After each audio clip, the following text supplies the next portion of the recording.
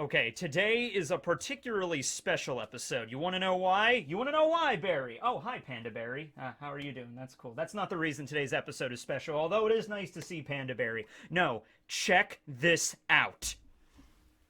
Check out my pants! Yeah! I found these in my closet. I never wear these. I usually just wear jeans, but you know what? Today, I'm gonna mix it up. I'm gonna wear, I don't even know what they call these, corduroys, but they look fancy, right? Okay, yeah. So this is a particularly special one. All right. So today's video, we're going to be talking about a few things. All of them relate to Kanjuro. Kanjuro, the traitorous traitor that was a traitor before he was a traitor, but then was actually a traitor. Yeah, okay. Anyway, last chapter, chapter 1030 of One Piece, a lot of stuff was going on. One of the things was that Orochi, still being alive, because, you know, he's Orochi, is in some warehouse, security bunker somewhere in the depths of Onigashima. He didn't really seem to be all that concerned about dying. Now, that could be because of either he's really safe in the bunker, or it's because of Fuku Rokuju protecting him, or it could be because maybe he just legitimately can't die, or maybe he could clone himself, and as long as like one of his bodies survives, he lives on or something. It would be a very appropriate ability given for somebody so paranoid as Orochi, right? To have some ability to always cheat death no matter what, right? Well, anyway, he's all holed up in there and he has a bunch of like, you know, treasure and scrolls and stuff around him, and he gets on the pond snail and he calls Kanjuro and he's like, "Kanjuro, how are you?" And Kanjuro's like, "I have been sliced down by my one-time companion, Lord Orochi. The curtain falls on my grand performance. I bid you farewell. It was a pleasure working alongside the one that would lead the Kurozumis into the fiery oblivion. Ah." "No, Kanjuro, you must get back up and you must fight. You must paint, Kanjuro. Take out your mighty, Suji Shibai, which is totally the name of your brush sword katana that I never previously knew, but apparently was revealed in a Vivara card a couple of months ago. Take out your Suji Shibai and paint the greatest portrait of the Kurozumi clan ever." And so Kanjuro, purportedly with the last, you know, effort, last gasps of air in his life, takes out his giant brush. Wait, do I still not have a giant brush? I had a whole week to buy a giant brush, and I don't have a giant brush. Come on! Oh, wait, hold on. All right. So, anyway. All right, takes out his giant brush, and he's like, "I will have the portrait of kings." And he just kind of splashes it on the ground. Now, he is very close to death. He has lost a lot of blood, which, okay, in One Piece, I don't know if a loss of blood is honestly, you know, connected to death, but he has lost a lot of blood. He's got to be a little dazed, if nothing else. So he doesn't have time to paint something really dramatic, like, you know, a giant Oni that's, like, spewing fire, or, like, Godzilla. He paints Gojira, and he starts stomping around Onigashima, breathing atomic breath on everybody. No, he basically just makes a blob. Okay, and the blob is very reminiscent of the form that he took in the flashback. Remember when we had Kanjuro being revealed as the traitor, we saw that flashback involving Orochi and Higurashi and Semimaru, and they were presenting Kanjuro with the brush fruit, the Fude no Mi. And like, okay, here's a fruit. I hear you're a member of the Kurozumi clan. Kanjuro stated that Orochi was part of the main family, which means Kanjuro was probably part of like a branch family of the Kurozumis, but they were persecuted nonetheless, right? And his family was killed while they were like acting. They were like a traveling theater troupe.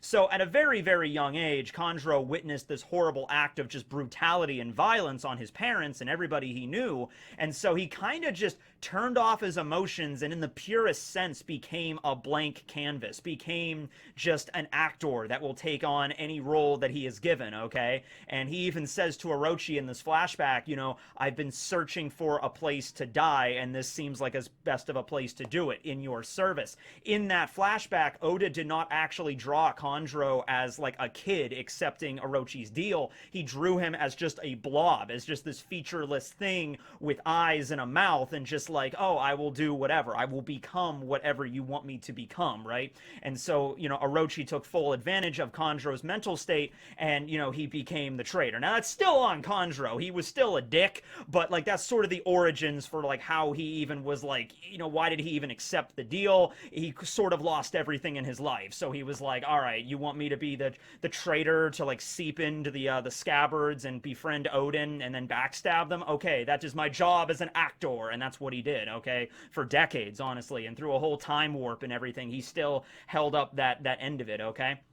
So the blob that he paints takes that form except giant sized, and the technique's name is Kanzenbo, and the Kanzenbo is just translated as the monk before the fire. It's a type of yokai. It's like an old monk that just like sets himself ablaze. All right, there's a lot of yokai that involve creatures or humans or human-like beings being lit on fire. You know, you saw it with the Wan Yudo. There's plenty of oni that are like set ablaze. You know, fire bad, okay?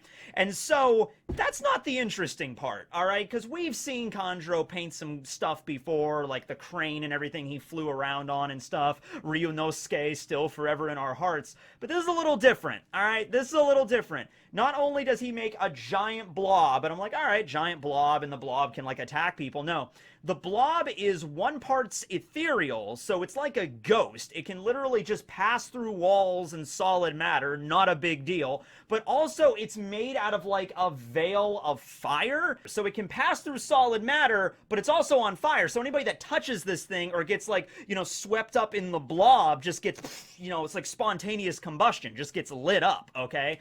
So he performs this last act with his brush, and then he seems to just pass out after he does it. He's just like, splot, and then, and then that's it, all right? Now, given the fact that this is One Piece, I'm going to go out on a limb here, and I'm going to say Kanjuro is not dead yet. However, this does raise, well, more than a few questions here.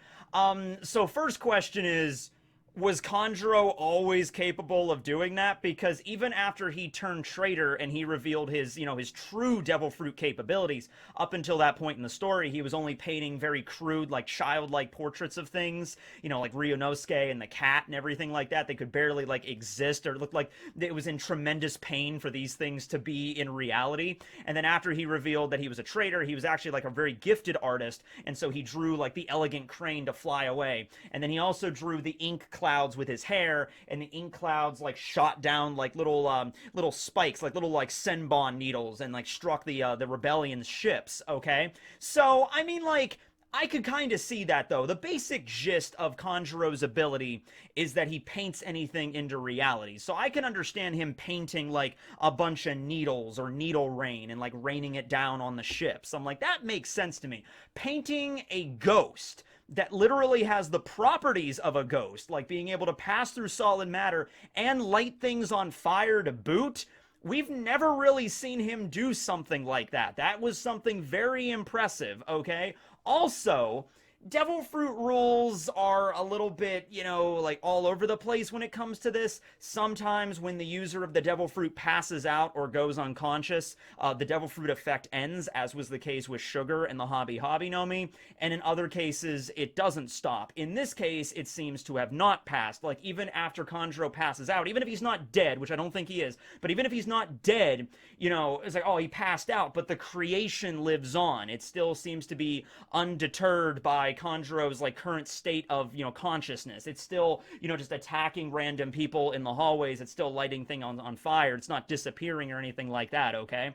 So I said in the review, it actually reminds me a lot of like post-mortem Nen from Hunter x Hunter, and that was actually a really interesting thing with that power system that Togashi did in Hunter x Hunter, where it's like, oh no, yeah, there's people in this world that have aura and they have really cool abilities and everything, but you can't just kill them and just expect the ability to go away, because they're connected to your mental state and your like emotions. And if you have really strong negative emotions towards somebody, or positive emotions, the Nen can continue even after death. Now, when it comes to One Piece and devil fruits, I actually already did a video about this on whether or not devil fruit abilities can continue after death, and I guess the consensus from that video was like, sometimes they do and sometimes they don't. And like an example from that video was like, what if Boa Hancock uses her love fruit to turn somebody into stone, and to a stone statue, and then Boa Hancock were to die? Would the person she turned into a stone statue remain a statue, or would they revert back to being a human being? Or would they have to wait until someone else ate the love fruit to turn off the ability? okay? So like something like that. So I made a whole video about that. Go check that out there. But it does bring up a question, whereas let's say Kanjuro did die, if he did die right there after being sliced down by Okiku, you know, outside of the castle, and then coming back, and then Kinemon slices him down, and he's bleeding out, and that he did seem like, oh yes, this is it, the final attack, the curtain closes. So at least Kanjuro seemed like he was going to die. And so let's say he took that paintbrush, created the Kazenbo, and then he died, and this thing still exists. That is a big deal. That is a really big deal. I mean, figuratively in the context of the story and what devil fruit powers do, and also literally. I mean, it's a giant blob that's lit on fire. You know, don't get close to that thing, all right? Also the fact that, you know, there's also another raging inferno, which I'm wondering if the Kazenbo comes in contact with the fire that Orochi started, which, by the way, Orochi's a little lightning bug. He's a little fire bug in this part of the story. He's just like, I am Lord Orochi! Okay, I might not be very powerful, I might not have haki, I might not be a great swordsman despite being dual-wielding Orochi, I might not have awesome pants like Tekking, but I have a lighter and lots of kerosene. You know, and so, yeah, that's basically what Orochi's up to right now. But I wonder if the Kazenbo comes in contact with that raging inferno, would that make the Kazenbo even bigger? To the point where maybe the Kazenbo, like, engulfs all of Onigashima, like the entire mountain is, like, covered with this giant blob that's, like, growing larger and larger the more fire it, you know, comes in contact with. Also, the giant cache of, you know, gunpowder and explosives in the basement of Onigashima, if it comes in contact with that thing, yeah, that's also probably a concern, right? That's also probably a big deal there. But yeah, so that's a big deal. So let's talk about this. So going back a little bit and just discussing if devil fruit powers, if there's ever been a precedent for fruit abilities to last after death, yes, in fact, there's actually quite a few examples of that. Well, there's at least two that I know of, and there's two other fruits that is probably going to last after death, but the characters are still technically alive. So let's start with the obvious one. I'm doing a lot of moving around in this video, but I have space now, so I can do it. All right, let's start with the obvious one. We got the Op fruit right here. The Op, the Operation fruit, okay? It allows you to play Operation. It's a great game. Okay, so the previous user of the Op fruit was a doctor somewhere in the world. We don't know who it is, but they were able to perfect the Eternal Youth Operation, you know, the Eternal Youth Surgery, okay? And so the way that that operation works, the way it was described by Doflamingo was you perform the operation on another person. It apparently cannot be on yourself. If you eat the fruit, you can't use the operation on yourself. And that person you do the operation on will become eternally young, so essentially immortal as long as their bodies don't get like physically destroyed. They'll be young forever and they won't die of old age, okay? However, the cost is great because the user of the Op fruit will die, and that's purportedly what happened. So the previous fruit user, the doctor, used the ability on somebody. We don't know who they used it on. Maybe it was Kaido, maybe it was Dr. Kureha, I don't know, but then they died, okay? And then after they died, the Op fruit got reincarnated, and that's what led into Diaz Barrels getting his hands on it, and then Corazon, and then Law eventually eating it, okay? So right then and there, that shows that, okay, just by the nature of that power of the Eternal Youth Operation, the user that used the ability is dead. And the effects of the ability live on because whoever got the Eternal Youth Operation is probably still alive in the One Piece world. As long as their bodies didn't drop into a volcano at some point, they're still alive, okay? So right away, there's an ability. Also, I would like to point out one of my favorite islands in One Piece that we've yet to actually go to in any way, shape, or form. Raijin Island! Everybody loves Raijin Island. It's an island with purple lightning. Hold on. It's an island with purple lightning. How could you not, right? Okay. Well, let's just go along with the logic that if you awaken a Logia fruit, it literally allows you to affect the weather in a select area, and that weather change is permanent, okay? So I really don't think that Eneru with the Goro Goro no Mi was the one that created Raijin Island. For one thing, Eneru is only, I mean, he's not that old. I think he's only in his 30s. You know, I don't know actually we ever got an age for Eneru, but if we did, he's not that old. So, you know, Raijin Island island has been charted on the Grand Line for a very, very long time at this point, okay? So, and that's also, I think, given an idea that Eneru received his Goro Goro no Mi about 6 years ago, before the start of the story, so I guess 8 years ago right now, because that's when Bierka disappeared, and that's when he set up shop in Skypiea. So it makes sense he would get the fruit and then wipe out his homeland and then go to Skypiea to make Maxima and everything like that. So it was definitely not Eneru that created Raijin Island.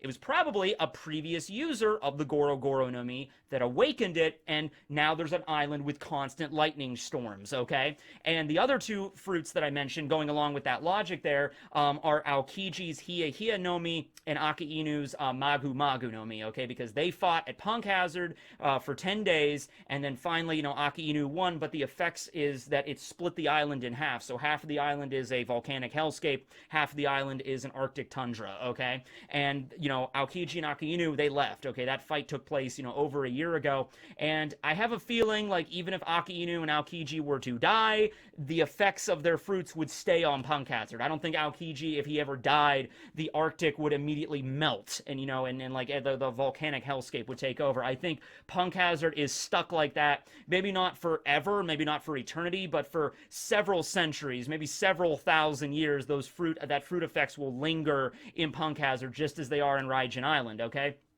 So there's definitely been examples of devil fruit powers lasting after death, but if you notice with the case with at least Logias, from what we understand, and we don't know 100% what an awakened Logia is, but from what we can see, it affects the weather, so we're kind of going out on a limb here, but I don't think it's a pretty sturdy limb, I have to say. Maybe devil fruit powers last after death if you're an awakened user.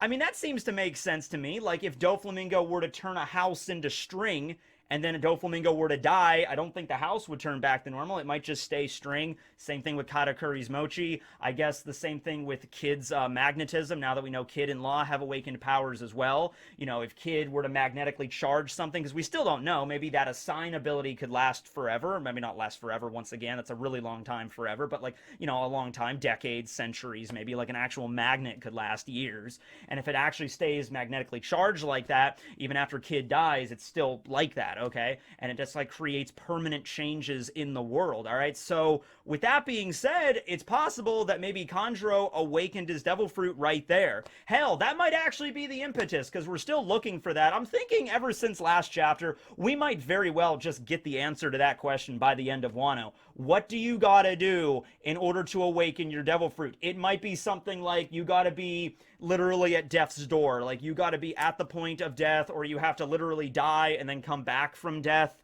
or maybe it's like the fear of death, because I'm trying to think here, like Law, it would make sense, because Law has definitely been to death's door plenty of times, even with the Amber Lead syndrome, and he had to remove it from his body. But the thing is, even if Law was like seriously injured in the 2-year time skip, and then he used his op fruit, that would make sense, because he's a surgeon. So let's say, I don't know, when Law was involved in the Rocky Port incident with Kobe like really messed up Law, like he punched a hole right through him, and Kobe's like, yeah, take that, Trafalgar. I was like, he was on death's door, and so that's how he awakened the power. That makes sense with Law, given the fact of him being a surgeon. Now with Kid, well, we don't know exactly, but we know Kid did have a run-in with Shanks.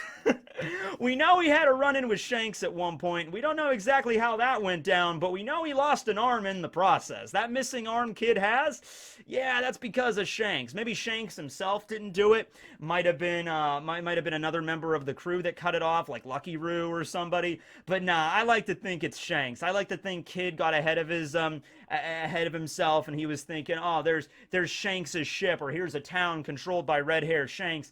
I'm just gonna stomp in. Maybe he heard a rumor that, like, oh yeah, Kaido is like this massive empire of Wano. Big Mom rules all of Totland. Blackbeard is the guy that took out Whitebeard. Shanks is a wimp. Shanks is like the weakest Yonko. Some people even say he has a conscience. What a weirdo, right? And so maybe Kid thought like Shanks was the easiest Yonko to take, and he picked a fight with them and maybe made fun of his arm or something, and Kid's like, he's like, yeah, you can't even beat me. Look at you. You only have one arm. And Shanks being completely chill, and Shanksgiving is coming up at the end of the month, so stay tuned to that, by the way. I have the idea for that video already. But anyway, yeah, Shanks just he doesn't even like, he's just smiling at him. He's maybe drinking something. He's just like, yeah, it's funny. I only have one arm. Okay. Shing, and like before Shanks could even finish his drink, before Kid even realizes what's going on, he's like, his arm's lying on the floor like 10 feet away, and he's just like, you only have one arm.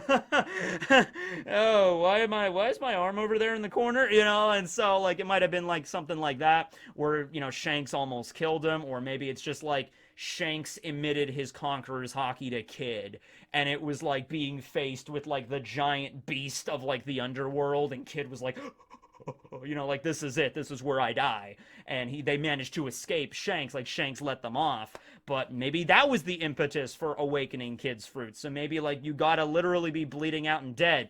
Now, many of you have probably already arrived at this conclusion. If that is the requirement for an awakening devil fruit, Luffy should have awakened his fruit like 850 chapters ago. Like, the dude has almost died so many times. So maybe there's other requirements.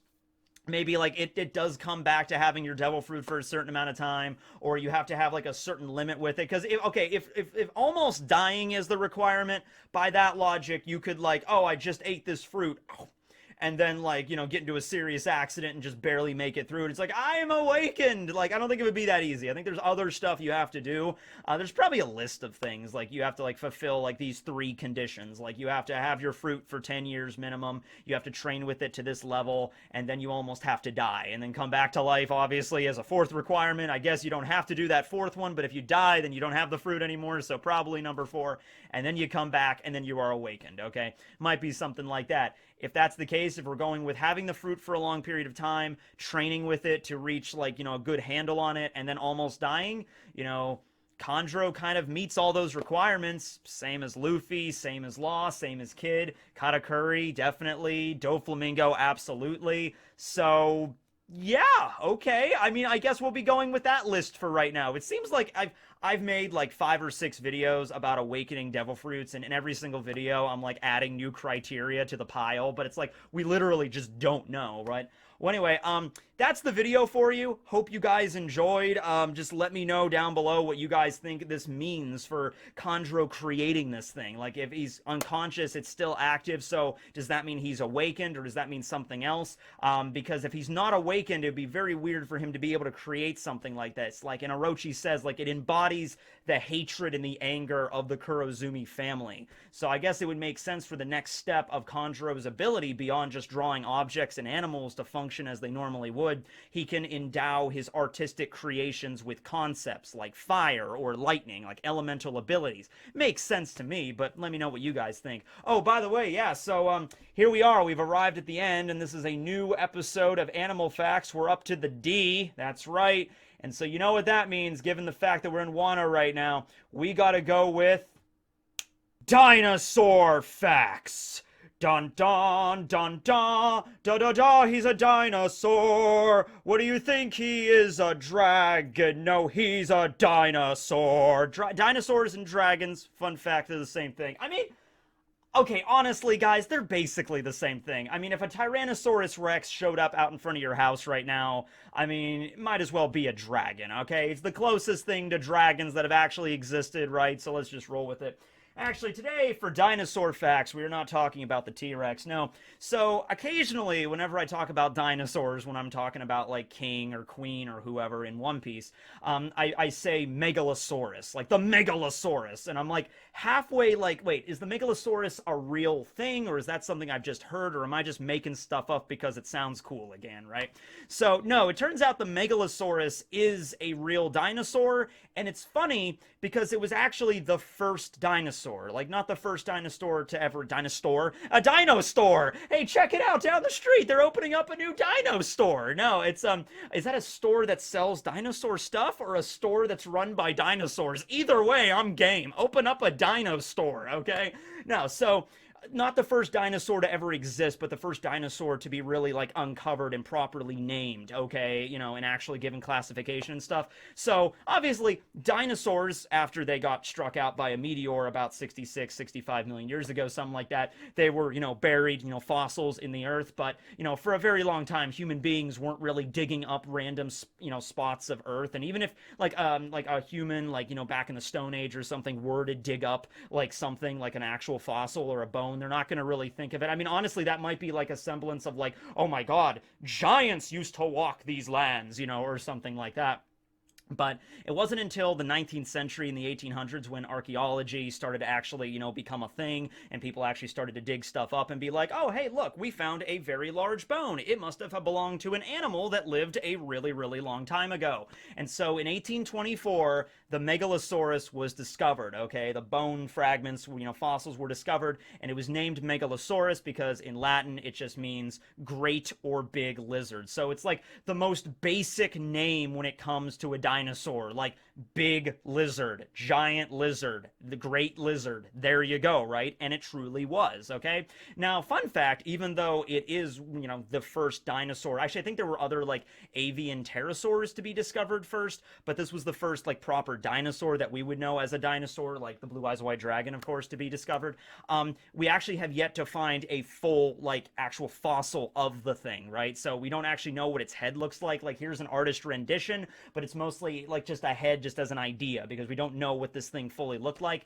Here's a rendition that existed in 1854. It's a statue. I don't know if the statue was made in 1854 or it was just based on the concept, but in 1854, this is what, archaeologists at the time thought that it was. It was a quadruped. It was walking around on all fours, going along to this more modern idea where it's bipedal, okay? So that's the basic idea. I mean, just because it was called Megalosaurus, you like to think that it was like the biggest out of all dinosaurs. It must have been dinosaurs. Oh wow, okay, that's a verbal thing that's going to be an issue throughout the rest of this. Okay, so yeah, we got to get some concept art of dinosaurs now. But anyway, no, you think Megalosaurus, like, oh man, that has to be the biggest dino of them all, right? No, not really. I mean, in terms of like what we understand with them so far, here's a size comparison to a human. But Megalosaur in the sense of like, not because it's the biggest dinosaur, but Megalosaur in the sense because it's the most basic, I guess. It's the first one, so it has the most common name, right?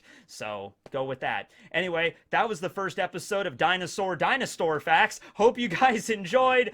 Signing out. I'll see you back here next time. There are a lot of dinosaurs and pterosaurs. Pterosaurs are also included in this, okay? I actually have a book, I've used it before, of like a bunch, like a dinosaur encyclopedia. It got packed away. I still haven't found it. I don't know where it is, but I will find it at some point. But until then, let me know down below what are some of your favorite dinosaurs, okay? Because we obviously got to cover like the T-Rex and the, Triceratops, Ankylosaurus, Brachiosaurus. We got to cover all of them, but there's just so many. We could literally do dinosaur facts for like 3 years and I would probably never run out of dinos to talk about, right? Well, anyway, thanks for watching. Comment down below. This will be Tekking, Barry, Panda Barry, and the Blue Eyes White Dragon Dinosaur signing out. Later, everyone.